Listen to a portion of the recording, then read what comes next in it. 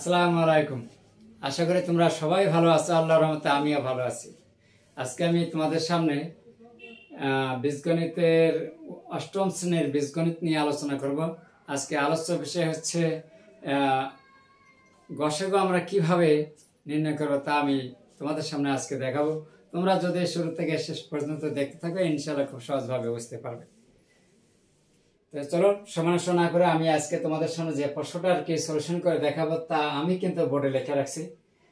তো তোমরা যদি আমার সাথে ধৈর্য সহিত মনোযোগ সহকারে যদি থাকো ইনশাআল্লাহ তোমাদের বুঝতে অনেক সুবিধা হবে।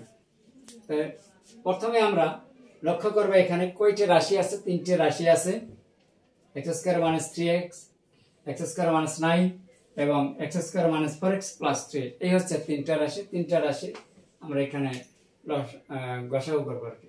তাহলে প্রথমে আমরা প্রথম রাশি নিলাম। প্রথম রাশি কি আছে? x² - 3x। এখান থেকে কি কমন যায়? দেখো এখান থেকে আমরা কমন নিতে পারি x, আর এখানে থাকে 3x - 3। প্রথম রাশির কাজ শেষ। এখন আমরা দ্বিতীয় রাশিতে চলে যাব। দ্বিতীয় রাশি কত? x² - 9। x², 3 এর উপর স্কয়ার করা যায়, তাহলে আমরা যদি 3 এর উপর স্কয়ার করি তাহলে কিন্তু 9 পেয়ে যায়, 9 হয়ে যায়। এখানে একটা নতুন সূত্র চলে আসছে, a² - b², অর্থাৎ a + b * a - b। যদি তোমাদের এই সূত্রটি জানা থাকে ইনশাআল্লাহ বুঝতে কোনো সমস্যা হবে না। x + 3 * x - 3। দ্বিতীয় রাশির কাজ শেষ। এরপরে আসবে তৃতীয় রাশি। তৃতীয় রাশি x² - 4x + 3। মিডল টার্ম উৎপাদক হবে। যদি তোমরা জেনে থাকো তাহলে তো ভালো, আর যদি না জানা থাকে তাহলে আমার এই প্রশ্নটার সাথে অঙ্কটির সাথে একটু চিন্তা ভাবনা করো। প্রথমে আমরা 3 আর x² গুণ করব। দেখো আমি একটু রাফ করে দেখা দিচ্ছি সাইডে।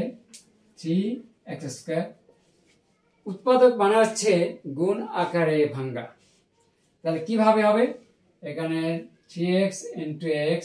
এখন 3x আর x যদি যোগ করি তাহলে মাঝখানের 4x হয়ে যায়, আর যদি এই দুটো গুণ করি আবার 3x ও হয়ে যায়। আমাদেরকে চিন্তা করতে হবে মাঝখানে যেহেতু দুইটা মাইনাস আছে, আমরা এখানে একটাতে মাইনাস দেবো, এটাতেও মাইনাস দেবো। ঠিক আছে? তাহলে মাইনাস আর মাইনাসে গুণ করলে কিন্তু আবার +3x²। তাহলে সব দিক থেকে ঠিক আছে।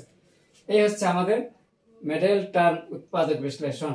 যদি তোমাদের এখনো অজানা থাকে তাহলে আমরা এই প্রশ্নটার দিকে তোমরা লক্ষ্য করলে অবশ্যই খুব সহজভাবে বুঝতে পারবে। তাহলে প্রথমে আমরা সেই সাথে প্রথমের অংশ আর শেষের অংশটা অবশ্যই ঠিক থাকবে, এর কোনো নড়চড় হবে না।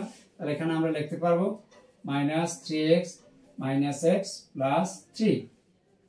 এখন এই দুটার মধ্য থেকে আমরা কি কমন নিতে পারি? x কমন নিতে পারি। তাহলে x কমন, এখান থেকে xটা চলে আসবে, এখান থেকে একটা x চলে আসবে, তাহলে এখানে থাকবে x আর এখানে থাকবে শুধু 3।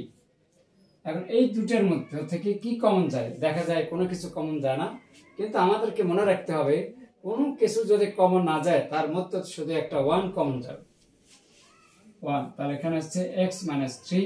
এখন তোমরা বলতে পারো যে এখানে প্লাস হলো কেন, মাইনাস হলো কেন? তার কারণ ব্র্যাকেটের আগে মাইনাস আছে, এই জন্য মাইনাস কমন করলে ভিতরের চিহ্নটা পরিবর্তন হয়ে আসবে। প্লাস থাকলে মাইনাস থাকবে, আর মাইনাস থাকলে প্লাস হবে আর কি। তাহলে এখন আমরা কমনের বিষয়টা খেয়াল করবো। এখন এই দুটোর মধ্য থেকে আমরা কি কমন নিতে পারি? x - 3 কমন নিতে পারি। x - 3। এরপরে আর আনকমন, এর পাশে আছে x আর এর পাশে পাওয়া যাচ্ছে -1, এক লগে হবে বা একসাথে লেখা যাবে। এই তাহলে এখন যেহেতু গসাগুটা কি, এখানে কয়টি রাশি আছে? তিনটা রাশি আছে। এই তিনটা রাশির মধ্যে একই সংখ্যা যেটা আমরা দেখতে পাবো বা খুঁজে পাবো সেটা হচ্ছে আমাদের গসাগু। ঠিক আছে? তাহলে এখন আমরা নির্ণেয় গসাগুটা কি লিখবো? এখানে আমি লিখে দিচ্ছি, অতএব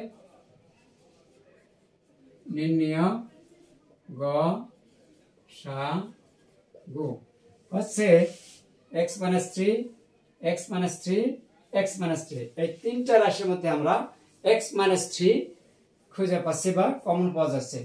এই x মাইনাস 3 হচ্ছে আমাদের নির্ণেয় গসাগু। এই ছিল আমাদের উত্তর। আশা করি তোমরা বুঝতে পেরেছো। আমার এই ভিডিও ক্লাসটি তোমাদের কাছে কেমন লেগেছে? যদি কোনো ত্রুটি থাকে, অসুবিধা থাকে, যদি তোমরা কমেন্টস করে জানিয়ে দাও, তাহলে আমি সেটা সংশোধন করে নিতে পারবো পরবর্তীতে। তাই আশা করব কেমন লেগেছে ভিডিওটি তা অবশ্যই কমেন্টস করে জানিয়ে দেবে। সেই সাথে অন্যদেরকে বেশি বেশি জানার জন্য একটু শেয়ার করে দেবে।